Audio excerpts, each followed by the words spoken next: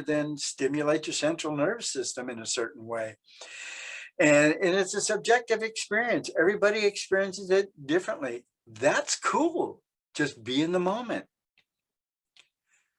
So actually, I did this slide. So it's actually 4 years ago that my principal and I were at a mental health symposium, and we started talking about the kids at our school and why they seem to have plateaued academically.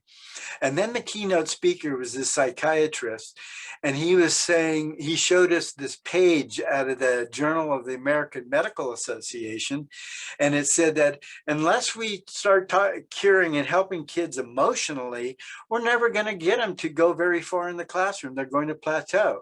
And so we need to get into our schools and start providing mental health curriculum. And then he revealed at the bottom of the page when this was written in this medical journal, and it was 1906. So for over 100 years, we've been talking this game, but nobody seems to find the time to do it. So we're going to do it now. So I started out my first year in a friend of mine's class who was an English teacher who was into meditation. And he had a public speaking class. And he says, why don't you use my class as an experiment and see what happens? So I went in there weekly, did mindfulness lessons, and the kids responded very well and told me anecdotal stories about taking a chemistry test, and the very first question, their mind goes blank and they wanted to panic. So they turned their test over, did a couple minutes of breathing exercise. They turned it over, they saw formulas, and they got an A on the test. Another kid told me that he got in a fight with his family, and he went up and he punched a couple holes in his wall. And then he really was wondering how to get out of this, and he thought about what we talked about in class. So he sat on his bed for about 5 minutes and emptied his mind out and came to terms with his anger. And then he went downstairs and talked it out with his family, and he said it went great. So that was the first year. And then the second year, I asked teachers, do you want me to come do this with your classroom? But I ran out of capacity. I was still in the hallway changing schedules and doing all that other stuff. And I could only provide so much time in the classrooms doing this. So after 2.5 years, I became this wellness counselor. That it was a title without any real understanding of what it meant. I was tasked to go ahead and create what it was that was going to help our kids. So I went into overdrive thinking what I could do. So in the third year, I created a program where I would train kids to go out and do mindfulness exercises in the classroom right at the beginning of the class. In the first semester, I had 35 kids and about 30 sections. And now in the second semester, I had 70 students and we were servicing 76 sections. So teachers wanted it. They were hearing about the result. Kids were asking for it. Like, can we just take a couple of minutes to breathe? And so teachers would ask me to provide kits for their classroom, and I did. And then the virus shut us down. So I need to revive it somehow when we come back together, and I will. So asking teachers to do this, it's like the teachers have enough to do. And some schools try to train teachers how to do this. And teachers, like teachers do, they're very busy, they're doing other things. They would skip the trainings. And then they had to train substitutes to do it. And you know how well that went, and keeping the data. And there's and they were using statistics that were way too complex. We just want to know, even at the beginning, anecdotally, what's it doing for you? And then we can continue to get more complex as we go along. Some of them wanted to train the kids to journal. Kids are not going to journal. They're not. It's okay. They can speak to us and we can hear each other and have conversations about what it's doing for you, especially at the beginning. Let's not make it so formal. Let's make it fun. If it's fun, kids will do it. If it's fun, teachers will do it. And then there was pre-test and post-test, which some universities have come out with. And it has to be much more simplified, because scoring these tests got really convoluted, and I don't really know if they were scoring what they were scoring. So this is how I got started. I had to go to the faculty. Administration was for it. Faculty said, interesting idea. And then I found a course in our district catalog that allowed me to give kids credits for this as an elective. So kids would say, yeah, I'll do that. That sounds like fun. And so I recruited and trained students, and I started out in the health. We have a health tech academy, and some of those kids plan on being mental health professionals.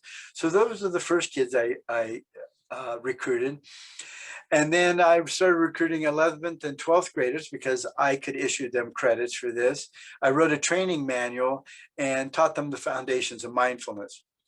It kind of expanded into kids that were going to be a TA.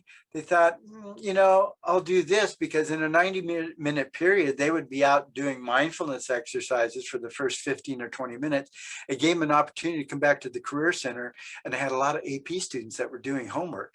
And they found that great because in my school, we have a lot of kids of low income, and a lot of them work to help support their families. So they had to go work at night.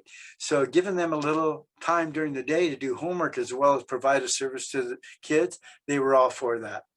And then as far as what lessons I'm using, man, there is a million, I'd say millions, a small number of mindfulness exercises that are out there in the internet. And so I've read them and read them and read them, and I print them and I edit them, and I've written my own, but there's a lot of material. And you can do a lot of things, and you don't even have to speak. I use music, I use movement, I use odors, I use flavors. There's all kinds of ways to get kids to be mindful.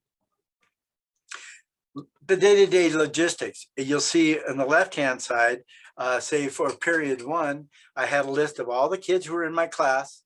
And then the next column is all the teachers that need to be serviced during that period.